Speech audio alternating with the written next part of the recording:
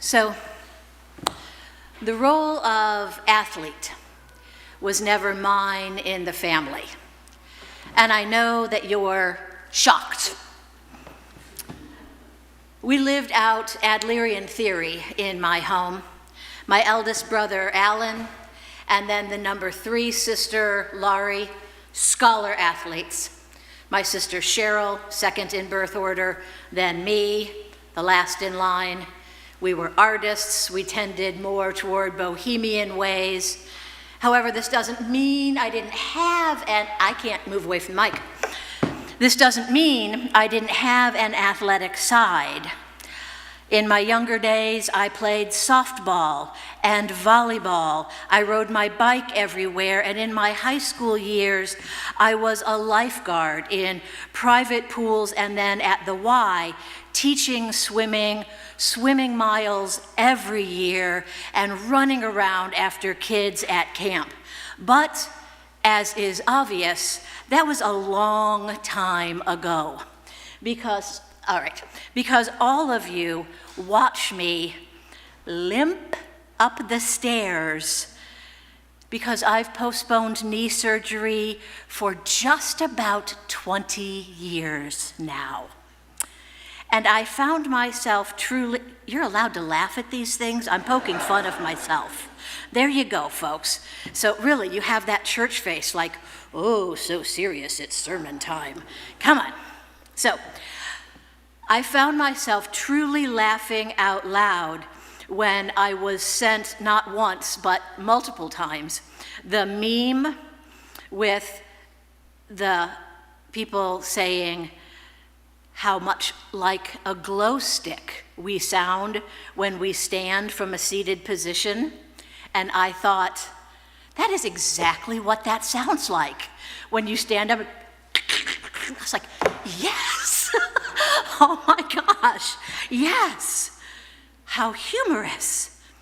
And Pastor Scott regularly jokes with me about my trifocals and my need for size 14 font, even with my trifocals. But I don't mind, because I can turn the joke around when I can identify all of you at the back of church, and from halfway back, he sees nothing but little fuzzballs. So this week, reading the Apostle Paul, coming across that part about the outer nature wasting away, I connected with this deep, deep recognition going, amen, Brother Paul, amen. I think I finally found something I had not expected in the apostle. Wasting away. He hit on something. And not just with me and my poor old aging body, oh no, but this devolution, if you will. It seems to be profoundly affecting the world in which we live. And I'm not a pessimist by nature. You will not find me quoting Chicken Little, oh, the sky is falling. I am openly skeptical of folks who say things like, the world just seems to be getting worse and worse these days. We can all do that litany of the wars raging in the Ukraine and Palestine, and a planet that is getting warmer and warmer. Inflation that hasn't reached a ceiling, and political parties that seem to be so divisive. And that divisiveness leaks into social media and our dinner tables, our boardrooms, and the pews.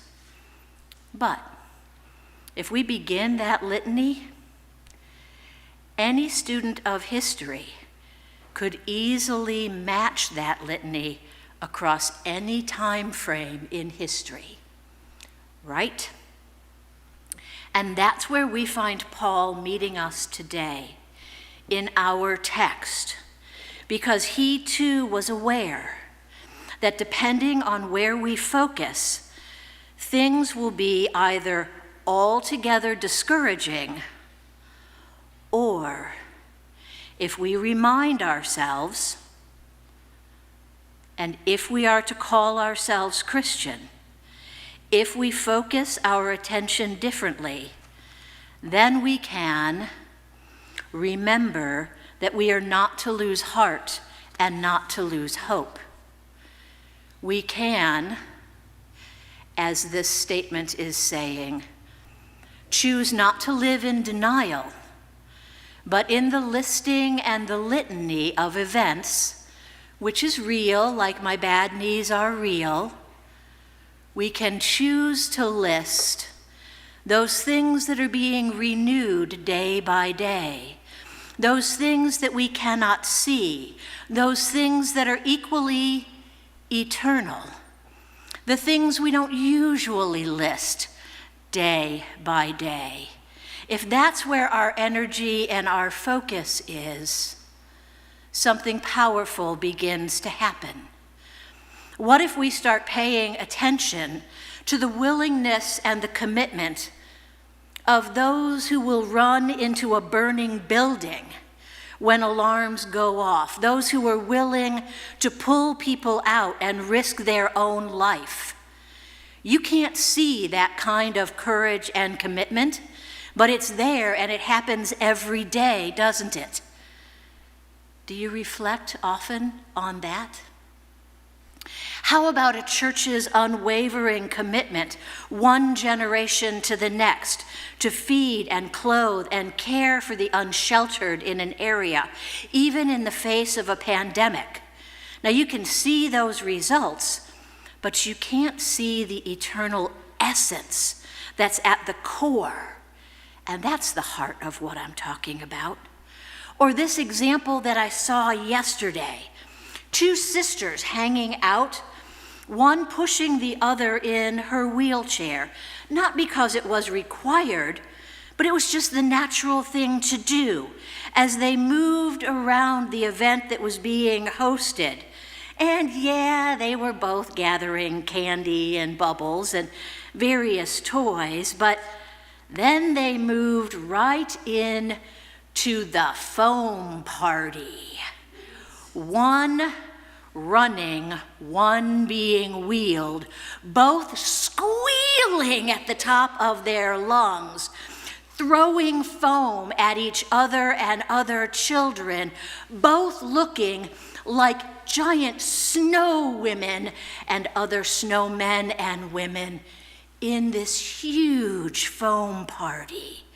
Yes, it was an outward display, but what was being renewed was inward stuff that we can't possibly see. How about a church's commitment to march in a pride parade year after year to show support and encouragement, letting the wider world know that the Big C Church, which for years had this reputation of wounding and excluding LGBTQ communities, has repented, at least in some pockets, where now a wide welcome can be found. Or what about the motivation for your coat drive? See, if the Apostle Paul were to begin listing, he'd probably pull from himself in Galatians chapter 5, saying, the fruits of the Spirit: love, joy, peace, patience, kindness, goodness, faithfulness, gentleness, right? You know this stuff. Yes, coats can be seen, but those are just the outward manifestations of the inward, invisible gifts from God. I think you're beginning to get my point. We can create a litany, any litany that will match that devolving litany I started. Or to encapsulate it with this story I tell all the time. This man walking down the road walks up to a farmer and says, "What kind of folks live in the town right down there?" And the farmer says, "Well, why'd you ask?" And the guy says, "Well, I have to relocate. And the farmer says, well, what were the folks like in the town where you left? And the guy said, they were so cantankerous. I couldn't do anything right. Those folks were just crabby, and they nitpicked, and he just went on. And the farmer said, well, I'm sorry to say, I'm going to bet you're going to find the same kind of people in the town up ahead. And he went back to work, and the guy just shook his head and walked on. And wouldn't you know it, the next day, another guy came walking by and asked the same darn question. And so the farmer replied in a similar manner, what kind of folks in the town where you left? And the man was just talking so positively and said, I couldn't find anything wrong. I just love the people. These people were so gracious and kind. I was sad to leave. I loved them. And the farmer reached out his hand and said, welcome to town, sir. You're going to find the same kind of people here as you found in the town you just left. You see, where our focus is pretty much where our finding's going to be, isn't it? The Apostle Paul began our text for today saying, I believed, so I spoke. Now, he was quoting Psalm 116, and to understand that translation, we have to really understand the original Hebrew, which then he translated and wrote into Greek. The Greek, of course, that we have translated into English, which of course is the biblical version of the childhood game of telephone. But thank you. So, striving for consistency, I'm just going to say what the Apostle Paul used for belief is the Greek word pistos, okay? Which means living as if, acting as if, faithing as if. Which means it's not an intellectual exercise. We often associate that word believe as if it is. Oh, I believe that. Yeah. Pistos. I will live. I will shape my life, my actions accordingly. Pistos. Leaves room for doubt and questions, all of that. Because all of that happens as we move forward in faith. One does not preclude the other. So our outer nature, temporary.